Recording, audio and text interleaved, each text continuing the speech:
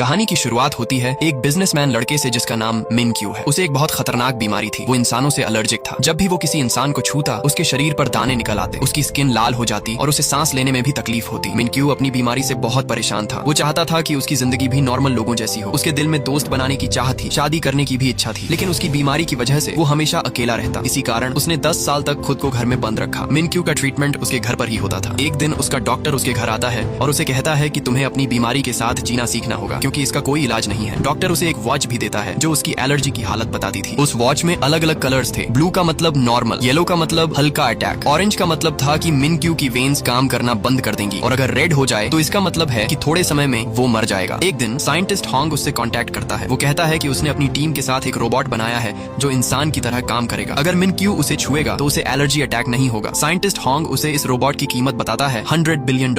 अगले दिन मिन क्यू जब लैब में जाकर उस रोबोट को देखता है तो वो हैरान रह जाता है। उस रोबोट को एक बहुत खूबसूरत लड़की का चेहरा देकर बनाया गया था। जब मिन क्यू उसे छूता है तो उसे कुछ भी महसूस नहीं होता। यह देखकर वो खुश हो जाता है। वो रोबोट उससे अपना नाम बताता है, AJ3। मिन क्यू तुरंत ये AJ3 खरीदने के लिए तैयार हो जाता है और उस पर बहुत पैसा लगाता है। अगले दिन जब साइंटिस्ट उस रोबोट को टेस्ट कर रहे होते हैं, अचानक एक सोडा बॉटल का पानी उस पर गिर जाता है। इससे बड़ा शॉर्ट सर्किट हो जाता है और AJ3 का प्रोसेसिंग सिस्टम खराब हो जाता है। ये देखकर पूरी टीम घबरा जाती है, क्योंकि अगले दिन ही उन्हें AJ3 को मिन क्यू के घर पहुंचाना था और उन्होंने पहले ही उससे पैसे ले लिए थे। टीम समझती है कि रोबोट को ठीक करने में बहुत समय लगेगा और डील भी कैंसिल हो जाएगी। तभी हॉन्ग को एक आइडिया आता है। AJ3 का चेहरा उसकी पुरानी दोस्त जिया पर बनाया गया था, इसलिए वो जिया से मिलता है और उसे सब कुछ बता देता है। असल में हॉन्ग की प्लान थी कि जिया को ही रोबोट बनाकर मिन क्यू के पास भेजा जाए। पहले तो जिया मना कर देती है, लेकिन जब हॉन्ग उसे पैसों का लालच देता है तो वो मान जाती है, क्योंकि जिया बहुत गरीब थी। टीम जिया को लैब में ले जाती है और उसे रोबोट AJ3 के सारे काम सिखाती है, कैसे चलना है, पानी देना है, उठना बैठना है। फिर उसे रोबोट जैसे ही कपड़े पहनाए जाते हैं, बालों में विग और आंखों में लेंस लगाया जाता है जो कैमरा की तरह काम करता था। इसके जरिए हॉन्ग और उसकी टीम जिया और मिन क्यू को देख सकते थे। इस तरह जिया को रोबोट बनाकर मिन क्यू के घर भेज दिया जाता है। जैसे ही मिन क्यू अपने बड़े कॉफिन को खोलता है, जिया डर जाती है। असल में कुछ दिन पहले जिया ने मिन क्यू को खाना डिलीवर किया था, लेकिन मिन क्यू को वो खाना पसंद नहीं आया था,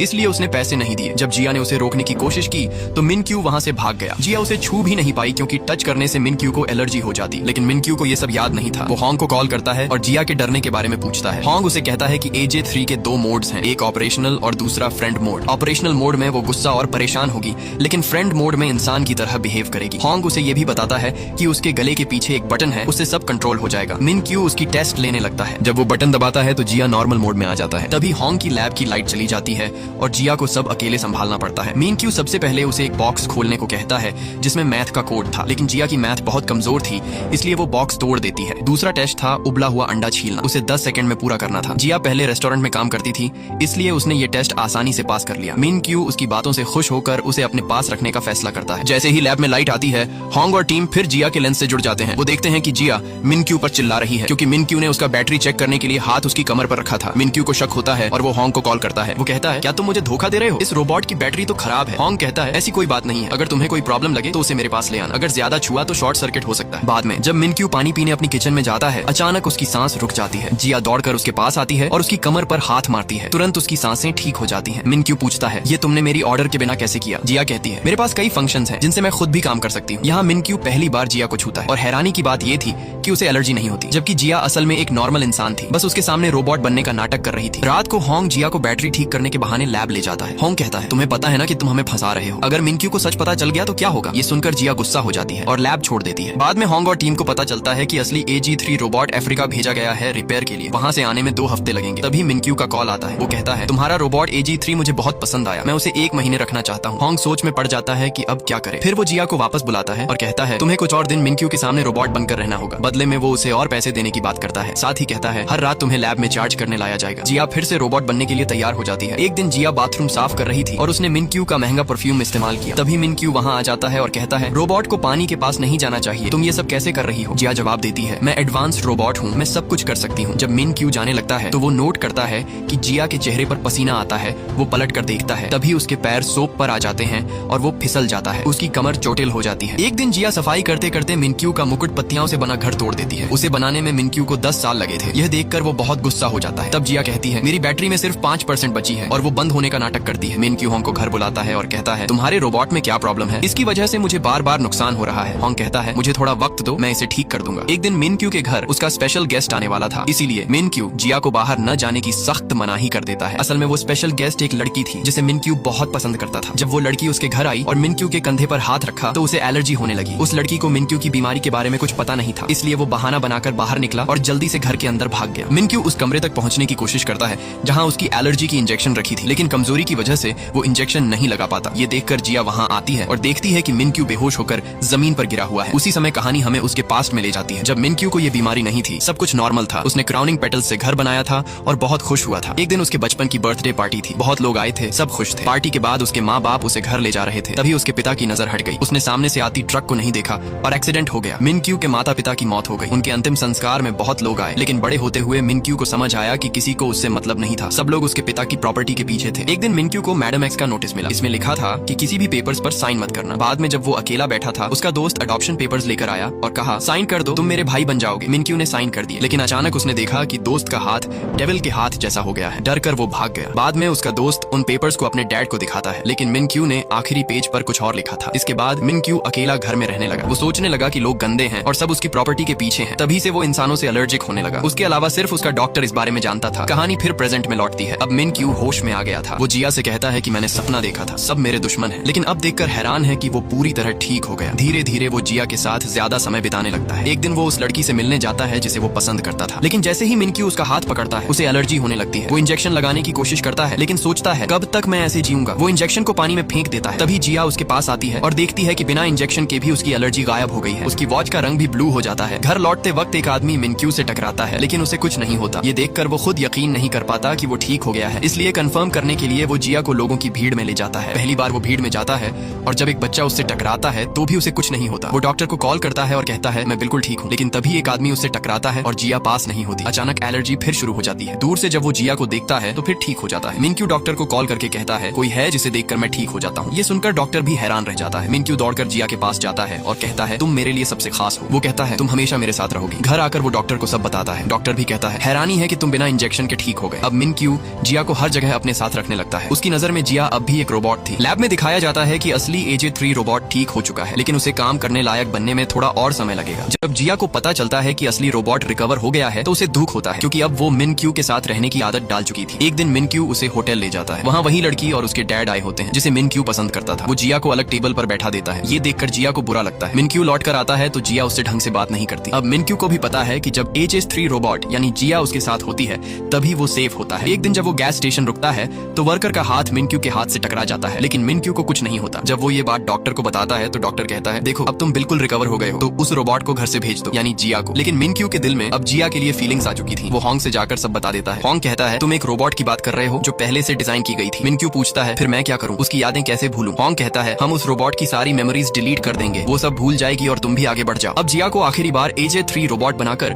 मिनक्यू के पास भेजा जाता है। दोनों एक दूसरे को देखते हैं। बाहर बहुत बर्फ गिर रही थी। वो आखिरी बार साथ में टहलने निकलते हैं, फिर घर लौटते हैं। मिनक्यू उसे धन्यवाद देता है कि उसने उसे ठीक कर दिया। वो जिया से गले मिल लेता है, फिर अपनी माँ का दिया हुआ लॉकेट पहनाता है। रोते हुए वो जिया को हग करता है और उसका रीसेट बटन दबा देता है। वहाँ असली AJ3 को भी पता चलता है कि मिनक्यू का फोल्डर डिलीट हो चुका है। दोनों एक दूसरे को याद करके बहुत रोते हैं। जिया इतना रोती है कि बीमार पड़ जाती है। अगले दिन दोनों अपनी अपनी नई जिंदगी शुरू करते हैं। जिया अपनी दादी के घर जाने के लिए ट्रेन में बैठती है। अचानक उसी ट्रेन में मिनक्यू भी आ जाता है। जब वो जिया को देखता है उसे लगता है इसका चेहरा AJ3 जैसा है। दोनों आमने सामने बैठते हैं, लेकिन जिया उससे बात नहीं करती क्योंकि उसे मिनक्यू से बात करने की मनाही थी। मिनक्यू होंग को कॉल करता है और कहता है मैंने तुम्हारे रोबोट जैसा चेहरा देखा। होंग कहता है हाँ मैंने उस रोबोट को उसका चेहरा दिया था। मिनक्यू पूछता है क्या मैं उससे मिल सकता हूँ। होंग कहता है नहीं और कॉल काट देता है। मिनक्यू को शक हो जाता है। वो जिया का पीछा करता है और उस जगह पहुंचता है जहाँ जिया काम करती थी और जहाँ उसकी दादी का होटल था। वो इंतजार करता है। जिया आती है और खुद बताती है हाँ मेरे चेहरे पर AJ3 बनाया गया था, बदले में मुझे बहुत पैसे मिले। ये सब बताकर वो कहती है अब यहाँ से चले जाओ, लेकिन मिनक्यू अब उसके साथ रहना चाहता था। धीरे धीरे वो जिया की दादी से भी घुल मिल जाता है और जिया के साथ समय बिताने लगता है। उसकी नजर में अब भी ये वही AJ3 रोबोट थी। एक दिन जब वो वापस आता है तो देखता है कि जिया होटल में नहीं है। वो अपनी दादी के घर से जा चुकी थी। अब मिनक्यू पागलों की तरह उसे ढूंढने निकलता है। फिर दिखाया जाता है कि जिया समुद्र के किनारे बैठी होती है। मिनक्यू उसकी गर्दन में लॉकेट देख लेता है, वही लॉकेट जो उसने AJ3 रोबोट के साथ पहनी थी। जिया उसे छुपाने की कोशिश करती है, लेकिन मिनक्यू देख लेता है। मिनक्यू बहुत बुरी हालत में पहुंच जाता है। उसकी एलर्जी पहली बार लाल रंग तक पहुंच जाती है। वो जमीन पर गिर जाता है और उसकी जान पर भी खतरा बन जाता है। तभी होंग और डॉक्टर आकर उसे इंजेक्शन लगाते हैं और घर ले जाते हैं। अब जिया चाहती थी कि सब कुछ साफ साफ मिनक्यू को बता दे, लेकिन डॉक्टर उसे रोक देता है। जब मिनक्यू ठीक हो जाता है तो उसका स्पेशल असिस्टेंट आता है। वो कहता है कि जिया और होंग ने तुम्हारे साथ धोखा किया है और तुम्हें कंपनी का सामना करना पड़ेगा। यही पता चलता है कि असिस्टेंट असल में जिया का भाई था। जिया धोखा देने के बाद होंग की जॉब छोड़ देती है। अब मिनक्यू होंग की टीम पर गुस्सा निकालता है और उनकी लैब बंद करवा देता है। दूसरी तरफ जिया रोज मिनक्यू मिनक्यू के लिए खाना बनाती और लेकर जाती है, लेकिन मिनक्यू गुस्से में उसका खाना डस्टबिन में फेंक देता है। जिया कहती है तुम जो चाहो करो, मैं रोज खाना लेकर आऊंगी। रात को मिनक्यू सो नहीं पा रहा होता। वो बाहर अपने नौकर से पूछता है क्या तुमने भी मुझसे कभी झूठ बोला है? नौकर कहता है नहीं, लेकिन हर इंसान जिंदगी में आखिरकार झूठ बोलता है। अगली सुबह जिया जब खाना लेकर आती है तो रास्ते में एक बच्चा सामने आ जाता है और उसकी बाइक का एक्सीडेंट हो जाता है। उसके हाथ में चोट लग जाती है। जब जिया समय पर नहीं पहुंचती तो मिनक्यू बेचैन हो जाता है क्योंकि वो उससे बहुत प्यार करने लगा था। रात को जिया फिर आती है, चुपचाप खाना रखकर जाने लगती है। तभी मिनक्यू आकर कहता है तुम्हें मुझसे झूठ बोलकर और धोखा देकर बहुत मजा आता है ना। जिया समझाने की कोशिश करती है, लेकिन मिनक्यू सुनने को तैयार नहीं होता और गुस्से में ग्लास तोड़ देता है। ग्लास जिया के हाथ में लग जाता है और खून निकलने लगता है। फिर भी जिया उससे माफी मांगती है और चली जाती है। अगली सुबह जिया की दोस्त मिनक्यू के पास आती है और उसे समझाती है अपनी जिद छोड़ दो वरना तुम अकेले रह जाओगे। जिया ऑस्ट्रेलिया जा रही है, उसे रोक लो। मिनक्यू बाहर से नॉर्मल एक्टिंग करता है लेकिन अंदर से परेशान हो जाता है। जब वो उसी जगह पहुंचता है जहां जिया रुकी थी, वहां उसे हॉन्ग की टीम दिखाई देती है। जिया कार लेकर वहां से निकल जाती है और मिनक्यू घर लौट आता है। वो टीवी पर देखता है कि आज रात आसमान से 70 तारे टूटेंगे। छाता बदलते समय उसे जिया का छाता मिल जाता है। इसे देखकर वो उनकी पुरानी प्यारी यादों में खो जाता है। उधर AJ3 रोबोट भी अब पूरी तरह काम करने लगता है। मिनक्यू तय करता है कि उसे जिया से मिलना ही होगा क्योंकि वो उसके बिना रह नहीं सकता। लेकिन जिया खुद उससे मिलने आती है और कहती है मैंने सिर्फ रोबोट होने का नाटक किया था, तुम असल में इंसान के साथ समय बिता रहे थे, रोबोट के साथ नहीं। ये सुनकर मिनक्यू हैरान हो जाता है। वो कहता है मैं कितना बेवकूफ इंसान हूँ, मैं असली इंसान और रोबोट में फर्क ही नहीं कर पाया। जिया कहती है नहीं, मैंने तुम्हें इसके अलावा कोई झूठ नहीं बोला, तुम्हारे साथ बिताया समय मेरी जिंदगी का सबसे अच्छा समय था। फिर दोनों बैठ जाते हैं और जिया सब सच बता देती है। कैसे वो हमेशा सच कहना चाहती थी लेकिन डरती थी कि कहीं मिनक्यू की एलर्जी फिर से न लौट आए। ये सुनकर मिनक्यू जिया को पास खींच लेता है, लेकिन अचानक उसे याद आता है कि उसकी एलर्जी है। वो जिया से कहता है हमारा रिश्ता यहीं तक था, अब तुम अपनी राह और मैं अपनी राह, मैं फिर से पहले की तरह अकेले रहूंगा। ये सुनकर जिया रो पड़ती है और कहती है प्लीज मत जाओ, मैंने तुमसे सच्चा प्यार किया है, तुम वही इंसान हो जिसका मैं जिंदगी भर इंतजार कर रही थी। ये सुनकर मिनक्यू जिया को गले लगा लेता है। आसमान में टूटते हुए तारे दिखाई देते हैं। सुबह दोनों लॉन्ग ड्राइव पर निकलते हैं। कैफे से कॉफी लेते समय मिनक्यू देखता है कि उसकी घड़ी में फिर से एलर्जी का सिग्नल आने लगा है, लेकिन जब वो जिया को कार में सोते हुए देखता है तो एलर्जी गायब हो जाती है। घर लौटकर वो डॉक्टर को कॉल करता है। डॉक्टर कहता है तुम्हारी बीमारी का कोई स्थायी इलाज नहीं है, ये कभी भी आ सकती है और कभी भी जा सकती है। दूसरे सीन में मार्टिन नाम का आदमी आता है। वो हॉन्ग की टीम से HA3 रोबोट खरीद लेता है और कहता है कि इसे खतरनाक हथियार की तरह इस्तेमाल करेगा। असल में ये रोबोट मार्टिन के कहने पर ही बनाया गया था। अब जब मिनक्यू इसके बारे में पूछता है तो हॉन्ग बताता है कि मार्टिन रोबोट ले गया है और वो एक खतरनाक अपराधी है। दूसरी तरफ दिखाया जाता है कि मार्टिन जब रोबोट को ताबूत जैसी मशीन में ले जा रहा होता है तभी HA3 शहर में घूमता हुआ दिखाई देता है। उसकी याददाश्त मिट चुकी थी और उसे अपने बारे में कुछ भी नहीं पता था। इधर मिनक्यू अपने घर लौट आता है और एक छोटे से प्यारे रोबोट से हाय करता है। वो देखता है कि जिया और हॉन्ग की टीम उसकी किचन में खाना बना रहे हैं। जिया उसे अपने जाने की बात बताती है। मिनक्यू उदास हो जाता है और बहाना बनाकर कहता है मौसम बहुत खराब है, तुम सबको यहीं रुक जाना चाहिए। उधर HA3 रोबोट बाहर बैठकर अपने अंदर सेव किए हुए वीडियो देख रहा था। एक वीडियो में मार्टिन कहता है कि वो उसे हथियार बनाएगा। दूसरे वीडियो में हॉन्ग की टीम उसे फ्रेंडली रोबोट कह रही होती है। तभी HA3 खुद से मार्टिन का वीडियो डिलीट कर देता है और टीम वाला वीडियो रख लेता है। मतलब अब उसने मन ही मन ठान लिया था कि वो इंसानों का दोस्त बनेगा, दुश्मन नहीं। अगले सीन में मिनक्यू मैडम मैक्स से मिलने जाता है। वो औरत वही होती है जिसने बचपन में मिनक्यू को चिट्ठी लिखी थी कि कभी किसी कागज पर साइन मत करना। वो हमेशा उसकी मदद करती थी। अब वो मिनक्यू से कहती है मार्टिन बहुत खतरनाक आदमी है, अगर हम उसे पकड़ लें तो कई लोगों की जान बच सकती है। एक आदमी के पास उसके खिलाफ सबूत है। मिनक्यू उस आदमी से मिलने जाता है और सबूत मांगता है। पहले तो वो आदमी डर जाता है, लेकिन मिनक्यू उसे भरोसा दिलाता है कि पुलिस उसकी सुरक्षा करेगी। आखिरकार वो आदमी राजी हो जाता है और सबूत मिनक्यू को दे देता है। मिनक्यू वो सबूत पुलिस को सौंप देता है। अब मिनक्यू को एक जगह ले जाया जाता है